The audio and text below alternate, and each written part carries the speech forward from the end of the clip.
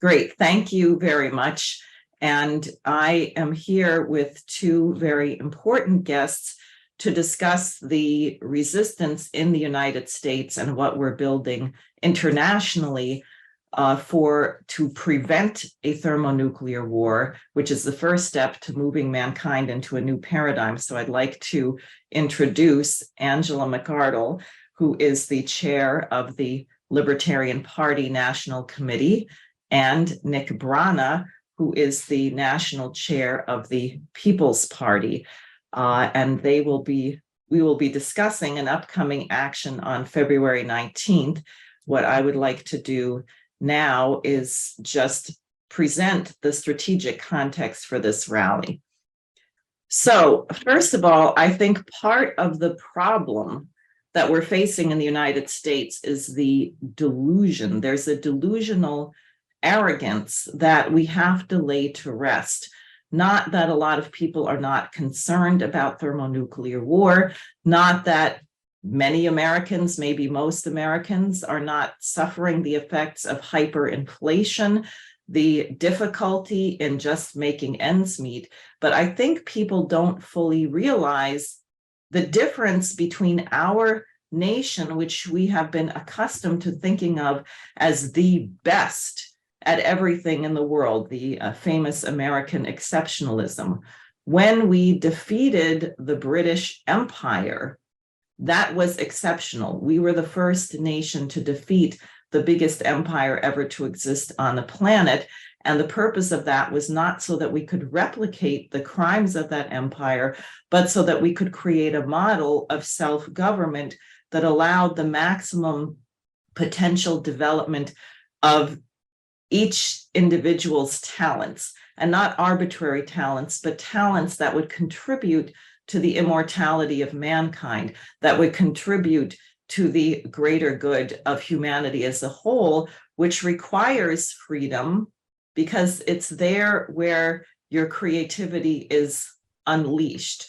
Unfortunately, we very much lost our way, and I wanted to share some insights that I was really struck by in an interview I heard 2 days ago that was done by former UN weapons inspector Scott Ritter with the notorious Russian arms trafficker, as he was labeled in the American press, Viktor Bout, who served 14 years and 9 months in American prisons.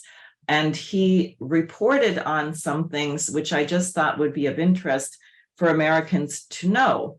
One thing that Scott Ritter asked him is, what was it like returning to Moscow? And what Mr. Bout said is that he couldn't believe how beautiful and modern the city was. The streets were clean, everything was lit up, the stores were well stocked. And he described the situation of the Russian population now, as it's become very clear to everyone that the West lied, that the West was worse than people expected, that Angela Merkel, Francois Hollande, and now even Boris Johnson have all admitted that the Minsk Accords were merely a fraud to buy time, to arm, to prepare for war with Russia. The illusion is off. The only opposition to what President Putin is doing is that people wish he would be more aggressive. But otherwise, the country is quite unified. It's very different. Compare that and think about that in the United States. Can you say that New York City is clean, infested with rats, with potholes that your car can fall into? Our nation, as Bout described it, he said the United States is flooded with drugs, flooded with drugs. And what does that indicate in terms of your care for the younger generation?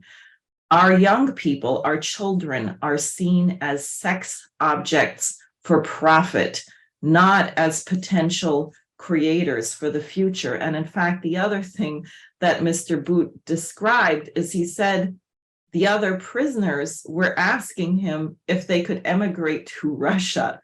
They're so upset about the conditions in the United States the lack of a future, the insanity, the breakdown, that they would prefer to live somewhere else where you don't have this insanity. So I thought that was, in fact, a very useful perspective for Americans to reflect that what we are living in, the shape of our cities, the mass shootings, the mass insanity, which reflect a demoralization of the population, is not necessary. We don't have to live this way. We could be planning to build 6 or 7 modern new cities in all of that empty land in the western part of the United States.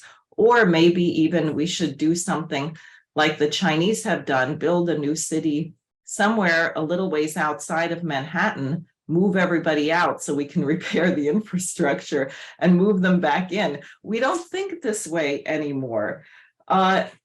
Instead of sending $112 billion to the most corrupt nation in Europe, Ukraine, for weapons which are flowing into ISIS, neo-Nazi groups in Ukraine committing hideous atrocities, or Boko Haram, perhaps we should be investing that money and building modern infrastructure in the United States to bring the United States into league with the BRICS nations, which, as I was just reading, now control BRICS Plus, now produce over 70% of the world's coal, over 70% of the world's steel, over 53% of the world's wheat. That's the reality of the planet. So in order to get to this new paradigm, there are 2 steps. One is emphatically stopping the war drive. And I would say there are 2 things to consider. One is that 2/3 of the world's population vehemently opposes having war with Russia or China. You see the difficulty that Tony Blinken is having in lining up nations to join our unholy alliance. Brazil, Colombia, and Argentina have all announced they are not going to send weapons to Ukraine. Brazil just said they're not going to send ammunition to Germany because they don't want Germany to send it to Ukraine. So most of the world is opposed to this action. In the United States, what I think we would find if we polled people is that the overwhelming majority of Americans do not think a nuclear war with Russia is a good idea. They don't think we should be arming Ukraine, that there has to be a way to get off of this. But how would that be visualized? How can we make that known? How do we get through to our elected officials?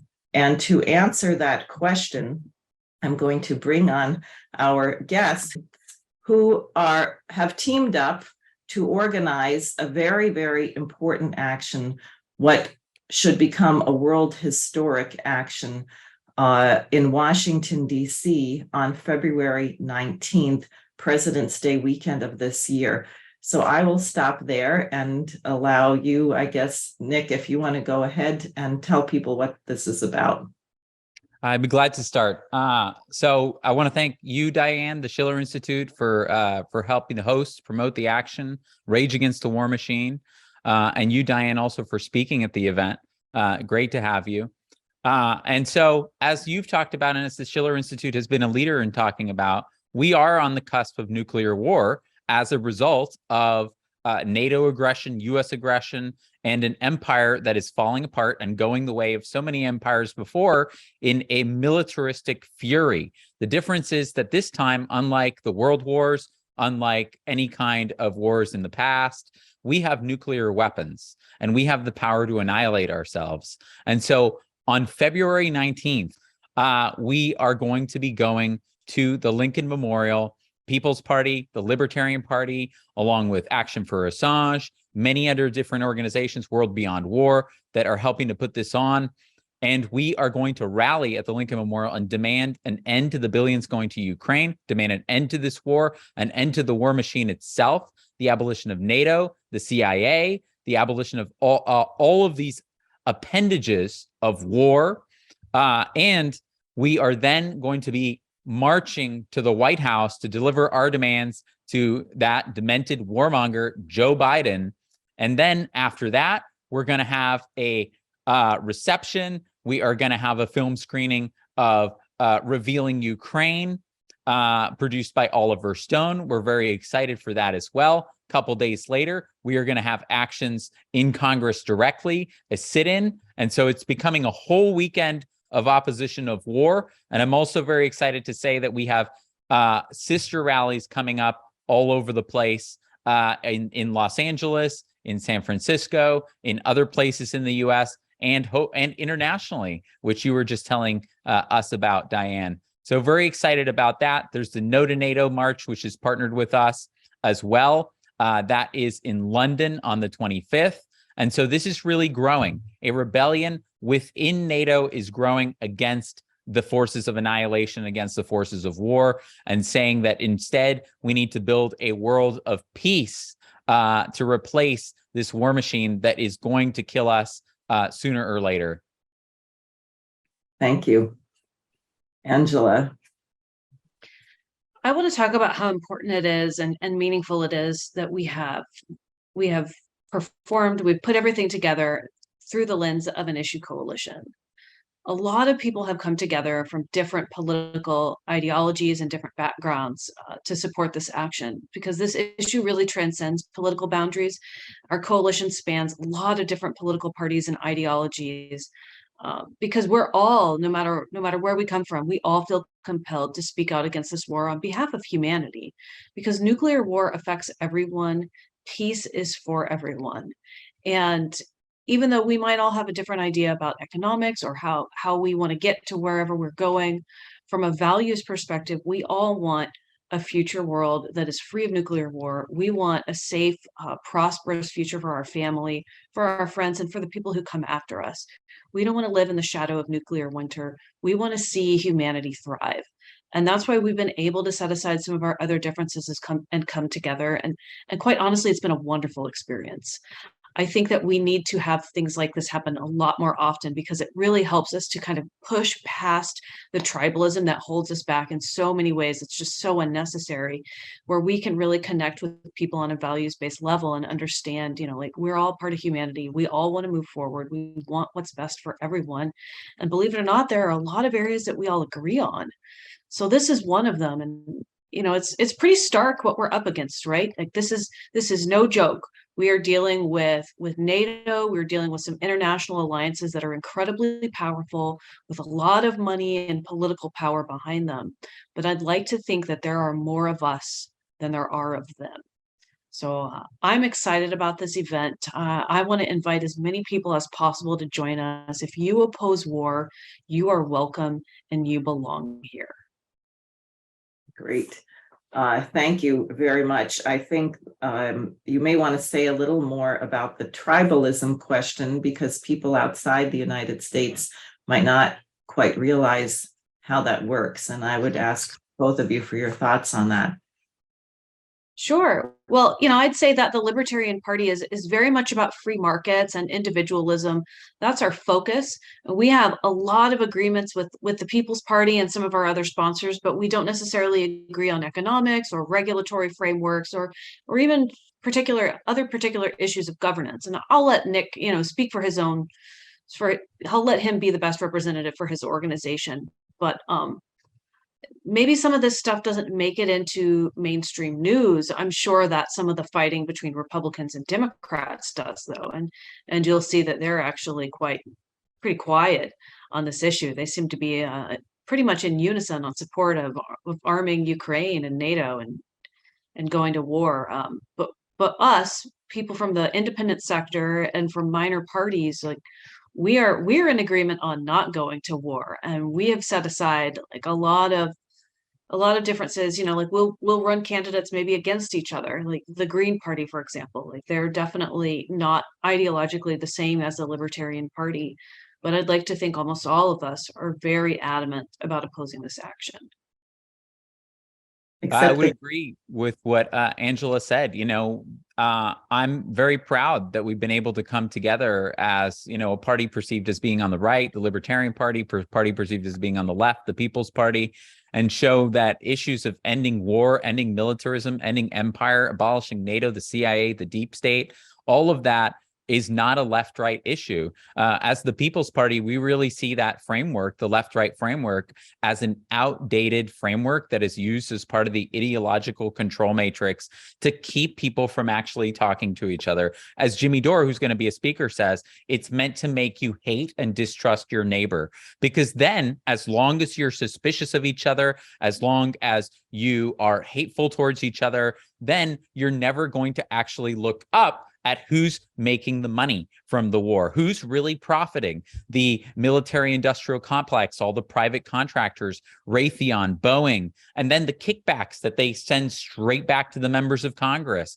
FTX, all the money that they're making as well, top of the campaign contributions, the gifts they give them. They're the only ones profiting. We're the ones who are suffering the loss in civil liberties that are justified in the name of war. We're the ones who are suffering the billions of dollars that are being sent over there, or our taxpayer money that could be doing a hell of a lot of good here, where there are hundreds of thousands of people who are homeless, millions who don't have health care, as we see as the People's Party. And so that's what we see. But despite those differences on economics, some aspects of government, we are very proud that we can come together on those things that we do agree on, because this is really normative. In most of the world, there are which has a multi-party system. The United States has a two-party system, Democrats and Republicans, both completely owned by Wall Street and the war machine, And so here, as two independent parties, the People's Party and the Libertarian Party, really our perspectives are completely shut out. But in other countries where there are multi-party systems, it's common for parties that have differences in other areas to collaborate on issues where they agree. That's how you build coalitions. Of course, here in the United States, which is the heart of the world empire and the global financial, economic, military hegemony, they can't have people seeing through those ideological differences. So they had to construct a particularly isolating and atomizing social and economic system that is meant to keep us all apart, separated, and from seeing our common interests. That really, this is now a fight between a few people who are enriching themselves at our expense on issue after issue, especially the military-industrial complex, the endless wars, the war in Ukraine. And everybody else has a whole hell of a lot more in common than those few elites who are making all of the money, all the profit, endangering everybody's lives with a nuclear war. Yeah. Great. So we'll just conclude here, but we will be available for the discussion period. I would like to encourage people to actually write to questions@schillerinstitute.org if you can organize a sister rally and want to be involved in this, because I know we have listeners from around the world. And I would just like to say in conclusion of our remarks that Helga Zepp-LaRouche has put forward a document on 10 principles. This is very important because principles are unifying. Picky little details can be dividing. The first principle is the question of agreements among sovereign nations, that the sovereignty of each nation must be respected equally as we respect the sovereignty of individuals. You don't force people to do things, but you act through reason. The final of the principles is that mankind is essentially good, and I found that one tends to be the most controversial, but I would say that you can see that it is true because, frankly, Americans are not happy with the way things are going, which means that there is something internal already there, which recognizes that it is wrong for human beings to suffer as they are. And that conscience that exists in all of us, some people have worked very hard to suppress it and crush it and be nasty and perpetrate evil, but it's there. And that's what we must have faith in and also know that it's our responsibility to ensure that that goodness of humanity is allowed to come forward. So thank you very much, and we'll be participating in the discussion at the end of this panel.